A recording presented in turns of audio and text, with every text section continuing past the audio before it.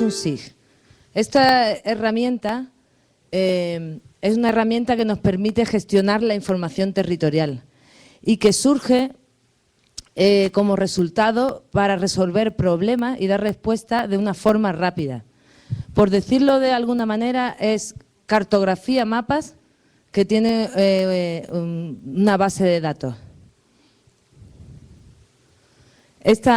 Aquí os he puesto una definición más formal que une tanto los componentes como las funciones que tiene.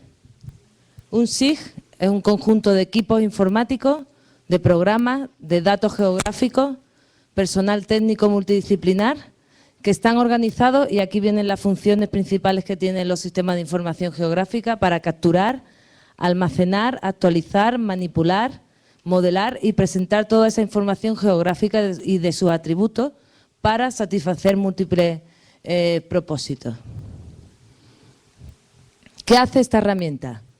Pues una herramienta, como os decía, que nos permite manejar conjuntamente la cartografía y la base de datos alfanumérica que tiene asociada. A diferencia de otros programas como CAT, no sé si conocéis ese tipo de programas, un SIG, y es la función más importante y la que la diferencia de otros tipos de programas, es que nos permite hacer análisis y generar nueva cartografía en función de los resultados obtenidos. Además, nos permite hacer consultas más complejas, porque podemos combinar datos espaciales, datos territoriales y alfanuméricos. ¿Cuáles son las funciones que tiene un SIG? Para imaginaros cómo está organizada la información en los sistemas de información geográfica, imaginaos que la Tierra es como una gran cebolla. Cuando pelamos la cebolla vemos que está formada por un montón de capas. Las entidades del mundo real las podemos ver desde este mismo prisma. La complejidad que tiene la Tierra, viendo la complejidad de la Tierra, podemos imaginar la cantidad de capas que podríamos formar. En una capa, por ejemplo, podríamos tener las calles, en otras los edificios, en otras las empresas, etcétera. ¿Cuáles son las funciones que tienen estos sistemas? Nos permite capturar. ¿Cómo captura? A través de coordenadas, a través de mapas impresos, a través de un CD. Nos permiten también almacenar esa información. Los SIG almacenan la información en dos tipos de formatos. Raster, estos son, nos dividen las imágenes de satélite, fotografías, o en formato vectorial, a través de puntos, líneas y polígonos. Otra de las funciones que permiten es consultar. Podemos hacer consultas. ¿Qué tipo de consultas? Por ejemplo, podríamos decir, dime cuáles son los municipios que tienen más de 5.000 habitantes. O identificamos algún elemento concreto y vemos cuáles son las características que tienen. La función más importante y que la distingue de cualquier otro, como decía antes, de cualquier otro programa, de Google, de un CAT, es que nos permite analizar esa información. Los análisis normalmente en SIG son de tres tipos. De proximidad, por ejemplo, cuáles son los hoteles que están a 50 kilómetros o a 5 kilómetros del aeropuerto. Otro tipo de análisis es de superposición. Yo puedo poner varias capas y obtener una información. Por ejemplo, yo puedo combinar la capa de municipios, de términos municipales, con la capa de espacios naturales, de reservas naturales, y los sistemas de información me permiten saber, por ejemplo, cuál es la superficie de espacio natural o de reserva natural que hay en un determinado municipio. Otro tipo de análisis, que es el tercer tipo de análisis, es de redes. Un ejemplo muy práctico es, se ha producido un accidente, ¿cuál es el camino óptimo para llegar desde el accidente hacia el hospital? ¿O cuál es el camino óptimo para distribuir un determinado producto? Visualizar, podemos visualizar esa información a través de mapas, a través de gráficos o a través de informes. Y podemos dar salida. La salida puede ser un mapa impreso a través de Internet, a través de un CD, mandarlo por email, etcétera. Tendencia. ¿Cómo ha cambiado los usos de suelo en un determinado municipio en 2 tiempos, en 2 años o en un periodo de tiempo? Ruta. ¿Cuál es el camino óptimo desde el hotel al aeropuerto?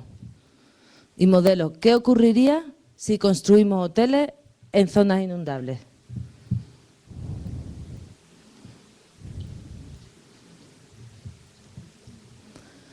Vamos a hablar ahora un poco de las principales aplicaciones y después vamos a poner ejemplos prácticos. ¿Qué aplicaciones? Las primeras aplicaciones, esta herramienta empezó a utilizarse en los años 70 y las primeras aplicaciones fueron a medio ambiente y a planificación territorial. Con medio ambiente y recursos naturales se usa mucho para ver los cambios en los usos de suelo, gestión de los recursos naturales, análisis de paisaje, estudios de capacidad e impacto ambiental. Para actividades productivas, para localizar actividades productivas y de consumo en un determinado territorio, para localizar actividades que no son sustentables, para análisis de actividades humanas que están ligadas al desarrollo económico, especialmente aquellas que son de tipo industrial, comercial o de servicios, para análisis de mercado, donde localizar nuevas áreas de mercado. Hablemos ahora de algunos casos prácticos. Aquí os he puesto un mapa donde están concentradas el número. Primero vemos el símbolo, es un cerdito, son el número de industrias cárnicas. Vemos cuál es la concentración, ¿no?, de las industrias cárnicas. Vemos que principalmente están concentradas en este territorio. ¿Por qué están? Yo podría preguntarme, ¿por qué están ahí las industrias cárnicas? O, ¿dónde debo construir un parque empresarial? Si yo pongo, evidentemente, si quiero construir un parque empresarial, lo tendré que construir cerca de donde tengo la mayor concentración de las industrias cárnicas. ¿Pero por qué están ahí? Si yo ahora superpongo en este mapa la capa de las carreteras principales, vemos claramente que estas industrias están localizadas en zonas de fácil acceso, de fácil accesibilidad.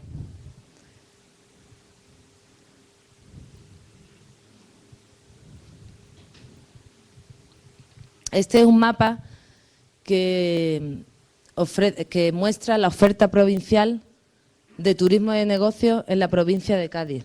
La provincia de Cádiz es una provincia de Andalucía, de la región de Andalucía, de la Comunidad Autónoma de Andalucía. En el color verde claro tenemos las plazas que hay para reuniones.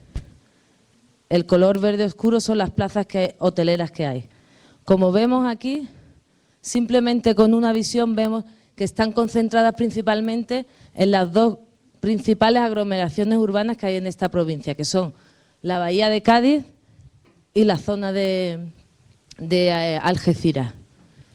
Si yo quisiera celebrar un evento, evidentemente, o dependiendo también de la cantidad de personas que quisiera meter o que vayan a participar en ese evento, pero probablemente me iría o a esta zona o a esta.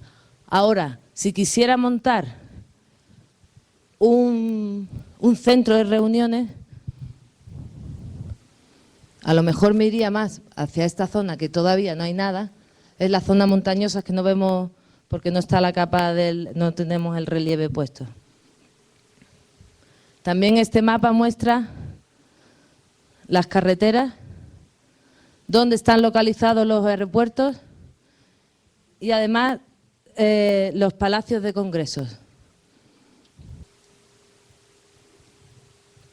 Para planificación urbana también os decía que se usaba mucho.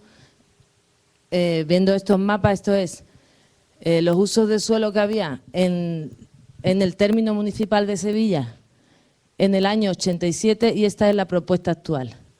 La zona gris nos muestra cuál era el suelo urbano. La zona verde, el suelo no urbanizable.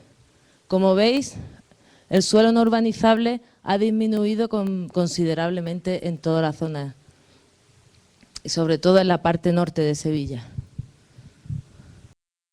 Ver el estado de ejecución de las actividades, ¿no?, que tenía. En este primer mapa mostramos cuántas viviendas se iban a construir y distribuidas por distritos, los distritos son estas divisiones, y por barrios. El tamaño de la pelota muestra el número de casas que se iban a construir por barrio. En este plan estaba comprendido entre 2003 y 2007. A 2005, las viviendas ejecutadas habían sido de 5.574, habían ejecutado 3.504. Esta zona, por ejemplo, vamos a esto, ¿no? Esta zona, este barrio, estos dos barrios del distrito este, que era donde más viviendas se iban a construir, vemos que en el 2005 todavía no se habían iniciado muchas acciones aquí.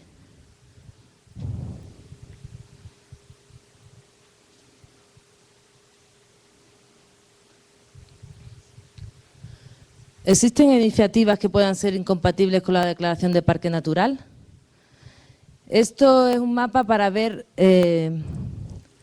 si la declaración de un parque natural iba a tener repercusiones negativas para las actividades que ya estaban desarrollándose en esa zona. En rayado morado se muestra cuál era el espacio que se quería declarar parque natural. Las bolas nos muestran la superficie regable de esos municipios. Los iconos muestran los parques eólicos. Aquí hubo bastante, al final se decidió no ir adelante con la declaración del parque natural porque había actividades que eran incompatibles con eso, como por ejemplo por la instalación de los parques eólicos, el aumento de la superficie de regadío, etc.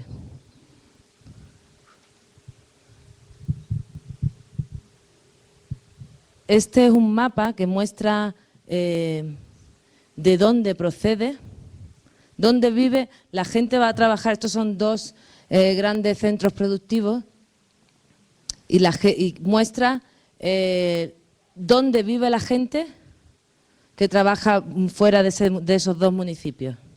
Si quisiéramos adecuar, ¿no?, la accesibilidad a estos municipios, tendríamos que ver que habría que mejorar la accesibilidad de todas estas carreteras.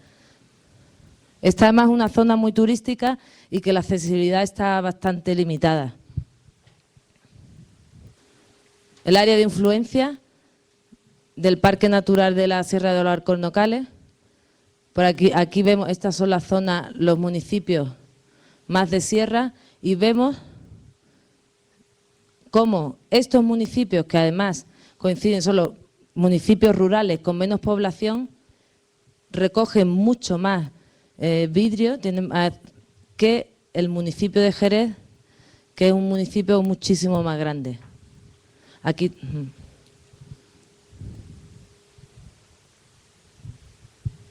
Este mapa nos muestra la calidad de las aguas. Por una parte, tenemos las zonas que son sensibles por tratamiento de aguas residuales, lo en rojo. En morado, cuáles son las zonas vulnerables por nitratos provenientes de fuentes agrarias, y estos símbolos, cuáles son las zonas aptas para el baño. Simplemente viendo esto, bueno, además, lo curioso es que estas zonas que son bastante sensibles de contaminación de aguas residuales, coinciden con dos espacios naturales en Andalucía, Doñana y la Sierra de Cazorla.